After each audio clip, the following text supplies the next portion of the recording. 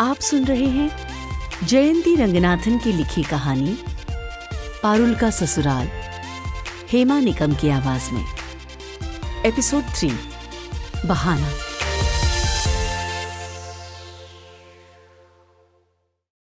कोयल की बात सुनकर एकदम से सन्नाटा छा गया। इससे पहले कि पारुल कुछ कहती, कोयल ने कह दिया, आई लव समवन। ये सुनकर अमर अंकल एकदम से चौंक गए। पारुल ने कोयल का हाथ जोर से दबाया, पर कोयल कहाँ रुकने वाली थी। मैंने किसी को बताया नहीं था, पर पारुल दीदी अब मेरी शादी में इतना इंटरेस्ट ले रही है तो बताना पड़ा। आई एम सॉरी अंकल, पर मैं ये शादी। निखिल तुरंत बोल पड़ा, इट इज ओके कोकी, अच्छा किया जो तुमने बता दिया, आई अप्रिशिएट इट।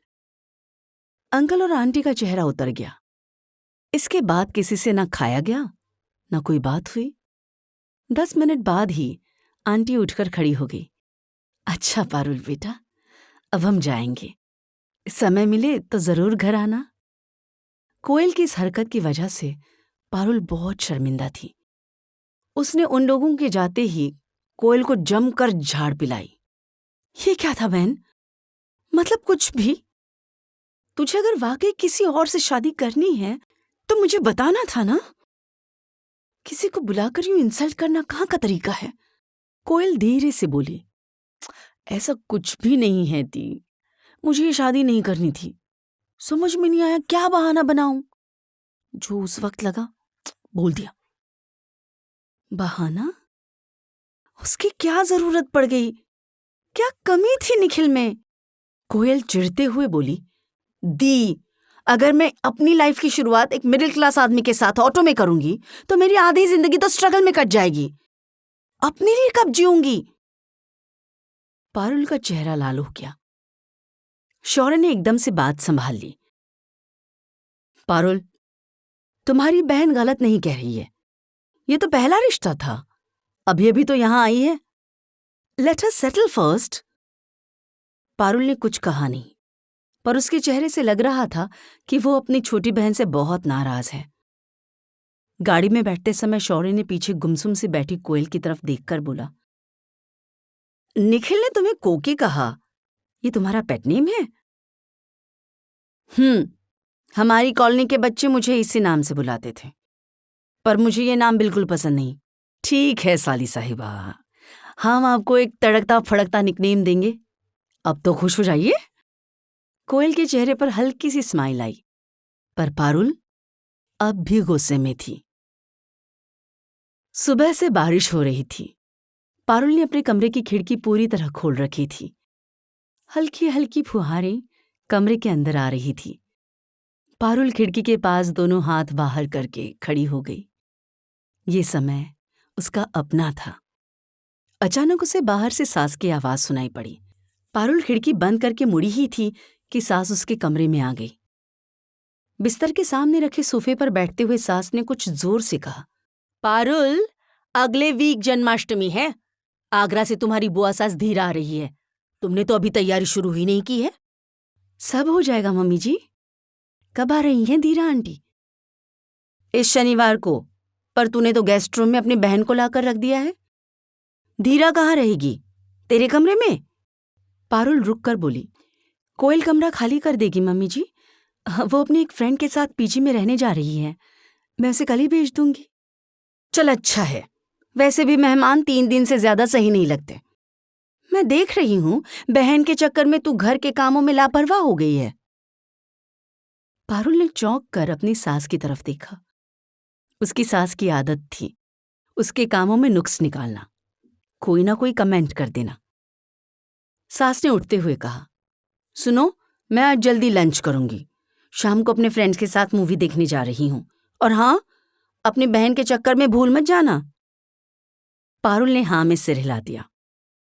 दोपहर में सास घर से निकली ही थी कि कोयल इंस्टीट्यूट से वापस आ गई। पिछले कुछ दिनों से दोनों बहनों में बातें कम हो रही थी। पारुल की नाराजगी अभी भी नहीं गई थी। कल रात भी उसने कोयल को समझाने की कोशिश की थी। कोयल, अपने पांव जमीन पर रख। हम मिडिल क्लास की लड़कियां हैं, हमें जिंदगी से जो चाहिए वो खुद हासिल करना पड़ता है। उसकी बात सुनकर कोयल तुनक गई। दी, तुम फिर से ज्ञान देने लगी। भला तुम्हें लाइफ से क्या शिकायत होगी? तुम्हें तो सब कुछ मिला है। तुम हमेशा बेस्ट स्टूडेंट रही, पापा की फेवरेट, अपने टीचर्स की फेवरेट। तुम्हारी शादी भी रिच फैमिली में हुई है, हस्बैंड के पास BMW है। इतनी बड़ी कोठी में रहती हो और मुझसे कहती हो कि मैं गरीबी वाली जिंदगी जीऊं? आखिर क्यों? कोयल, यू आर सो स्टूपिड। ये कोठी, ये पैसा मेरा नहीं है, मेरे हस्बैंड का है। हम अमीर दिमाग से होते हैं, पैसे से नहीं। पैसा कभी किसी का नहीं होता। तुम ना दी, अपनी ये फिलॉसफी मुझ पर मत झाड़ो। मुझे ये बड़ी बड़ी बातें नहीं समझ आती। मैं बहुत ही ऑर्डिनरी और एवरेज लड़की हूं। मेरी ख्वाहिश मेरे दिमाग की अमीरी से नहीं, बैंक के बैलेंस से पूरी होगी। पारुल ने अपने दोनों हाथ ऊपर उठा लिए। कोयल को समझाना दिन ब दिन कितना मुश्किल होता जा रहा था।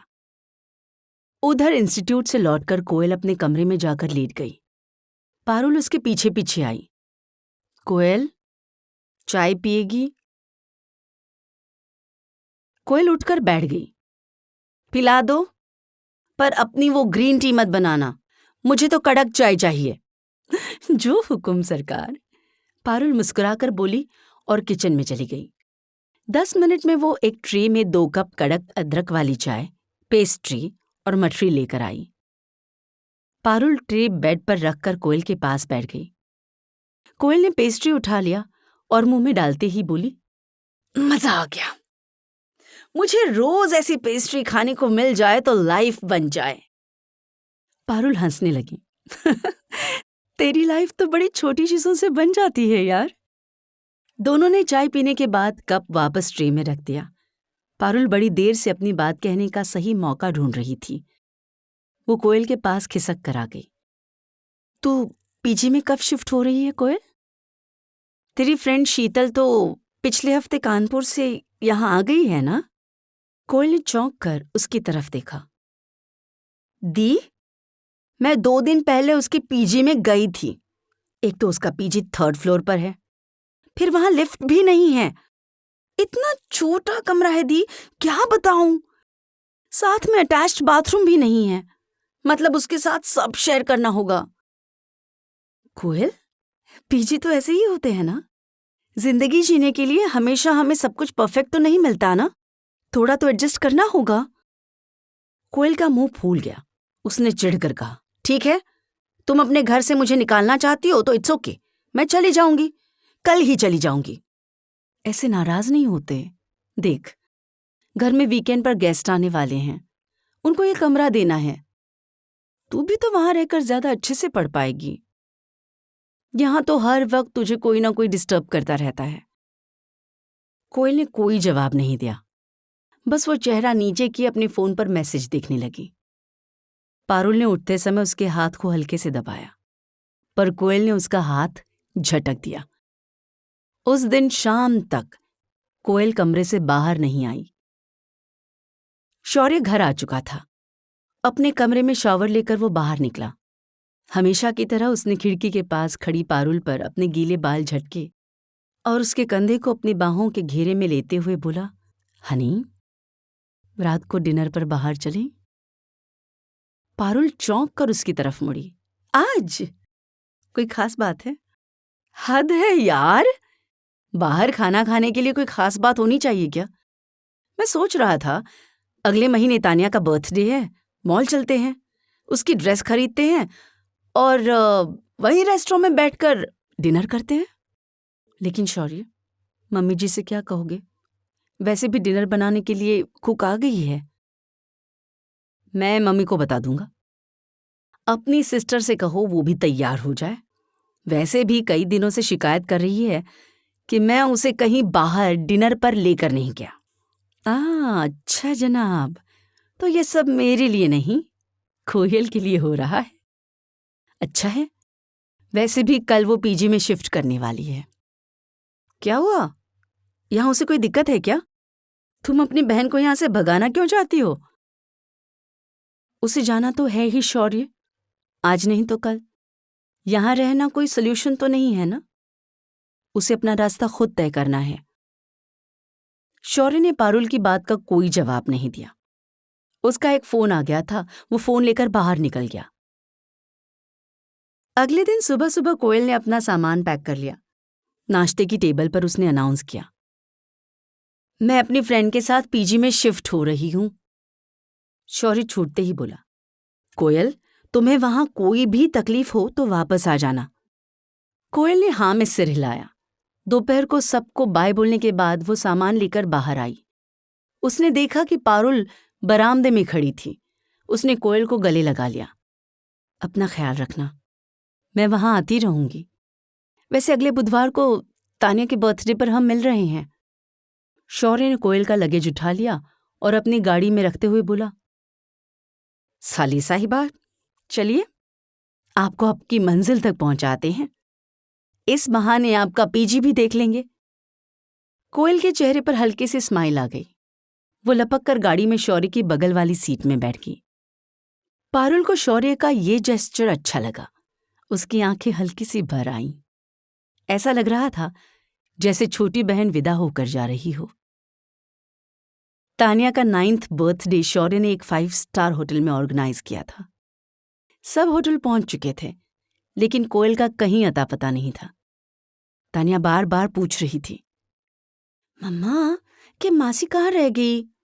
उनको तो आज मेरे साथ डांस करना था ना। केक काटने का टाइम हो गया। कोयल लेकिन अभी तक नहीं आई थी। पारुल के अलावा पार्टी में हर कोई मजे कर रहा था। पारुल ने पर्स से अपना मोबाइल फोन निकाला और कोयल को फोन करने लगी।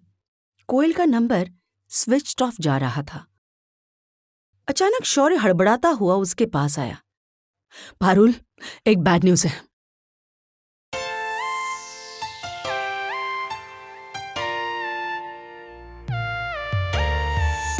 अभी आपने सुनी जयंती रंगनाथन की लिखी कहानी पारुल का ससुराल, हेमा निकम की आवाज में।